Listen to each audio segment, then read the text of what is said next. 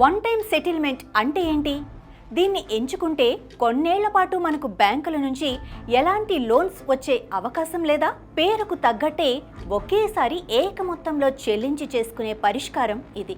అప్పు తీర్చలేని వాళ్ళు, అసలు కంటే వడ్డీ భారం ఎక్కువగా భరించిన వారు, ఇక మా వల్ల కాదు అని చేతులెత్తేసిన వాళ్ళు సాధారణంగా వన్ టైం సెటిల్మెంట్ చేసుకోవాలని చూస్తూ ఉంటారు.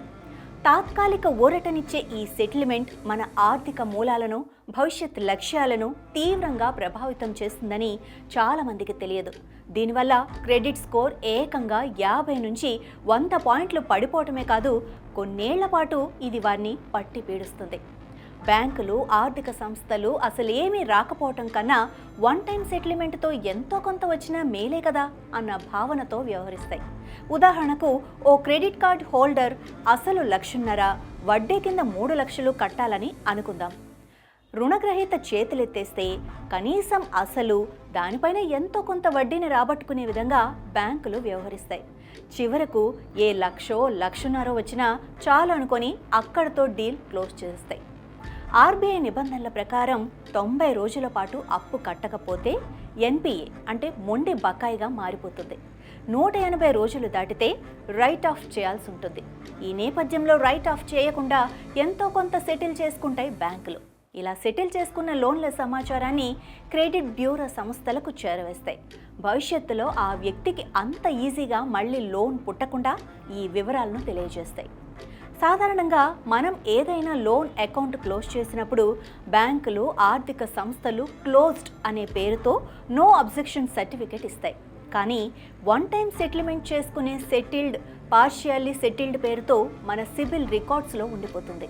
వన్ టైం సెటిల్మెంట్తో నష్టాలు కూడా ఉంటాయి. అవి ఎలా ఉంటాయో చూద్దాం. వన్ టైం సెటిల్మెంట్తో సిబిల్ స్కోర్పై తీవ్ర ప్రభావం ఉంటుంది.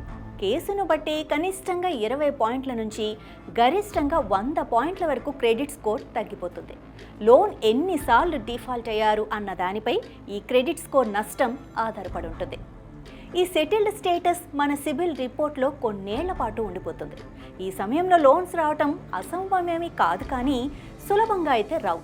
ఎందుకంటే మీకు ఆర్థిక స్థిరత్వం లేదని సంస్థలు అర్థం చేసుకుంటాయి. కొత్తగా లోన్ ఇచ్చేందుకు ధైర్యం చేయవు.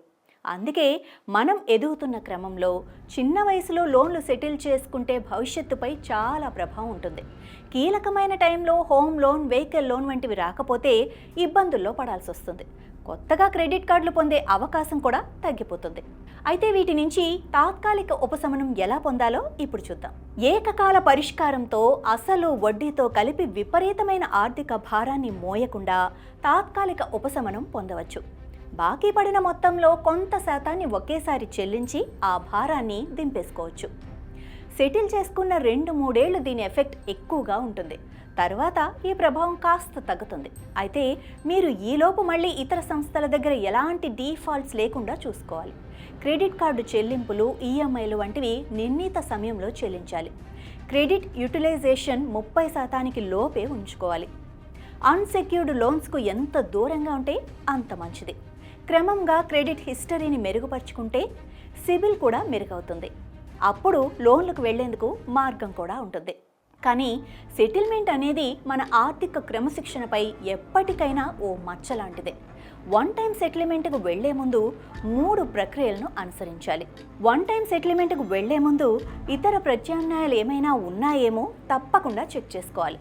సేవింగ్స్, ఎఫ్డి వంటి ఉంటే వాటిని బ్రేక్ చేసి అప్పును తీర్చడానికి ప్రయత్నించాలి. సెటిల్మెంట్కు వెళ్లకుండా ఉండటానికి ఏమేం మార్గాలున్నాయో అన్నీ కూడా పరిశీలించుకోవాలి. వీలైతే బ్యాంకర్తోనూ, ఫైనాన్స్ సంస్థతోనూ చర్చించాలి. వడ్డీ ఏమైనా తగ్గిస్తారేమో అని ఒత్తిడి చేయాలి. మీ పేమెంట్ సైకిల్కు ఎక్స్టెన్షన్ అడగాలి. లేదంటే క్రెడిట్ కౌన్సిలింగ్కు వెళ్ళి ఇతర మార్గాలు ఏమైనా ఉన్నాయేమో అన్వేషించుకోవాలి. ఇక గత్యంతరం లేదు అన్నప్పుడే ఈ మార్గాన్ని ఎంచుకోవాలి. సెటిల్మెంట్ తప్పదు అన్న నిర్ణయానికి వచ్చాక గరిష్ట ప్రయోజనం పొందేలా చూసుకోవాలి. ఎంత వీలైతే అంతగా బేరమాడాలి. అప్పు, వడ్డీ భారం ఎంత తగ్గినా మంచిదే కదా.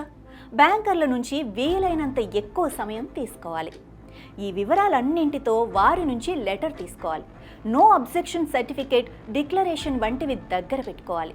రేపు మళ్ళీ ఏదైనా చట్టపరమైన సమస్యలు వచ్చినప్పుడు లేదా క్రెడిట్ బ్యూరోల దగ్గరికి వెళ్ళినప్పుడు మీ దగ్గర కూడా ఆధారాలు ఉండాలన్న సంగతి మాత్రం మర్చిపోకూడదు. ఇది మీకు సంధికాలం వంటిది. కొత్తగా మళ్ళీ లోన్లు రావటం సులువు కాదు. మీలో మార్పు రావాలి. ఆర్థిక క్రమశిక్షణ పాటించాలి. క్రెడిట్ కార్డు వాడకాన్ని చివరి అవకాశంగా మాత్రమే చూడాలి. ఏదైనా అత్యవసర పరిస్థితులు వచ్చినప్పుడు personal loan, gold loan, mortgage loan వంటివి చూసుకోవాలి. క్రెడిట్ యూటిలైజేషన్ ఎంత వీలైతే అంత తక్కువగా ఉంచుకోవాలి. ఏ అప్పు తీసుకున్నా ఈఎంఐని క్రమం తప్పకుండా కట్టేయాలి.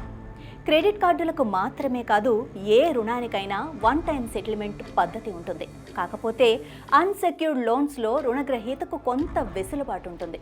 Gold loan, housing loan, vehicle loan వంటివైతే బ్యాంకు వాళ్ళు ఆస్తులు జప్తు చేసి తమకు రావాల్సింది తీసుకుంటారు. కాబట్టి అక్కడి పరిస్థితి వేరు. లోన్ తీసుకొని కట్టకుండా ఎగ్గొట్టి ఇలాంటి సెటిల్మెంట్ చేసుకుంటే మొదటికే మోసం వస్తుంది. అలా కాకుండా నిజంగానే పరిస్థితులు బాగోలేక వేరే మార్గం లేకపోతే బ్యాంకర్లు కూడా కాస్త కనికరిస్తారని, సాయం చేసేందుకు చూస్తారని గమనించుకోవాలి.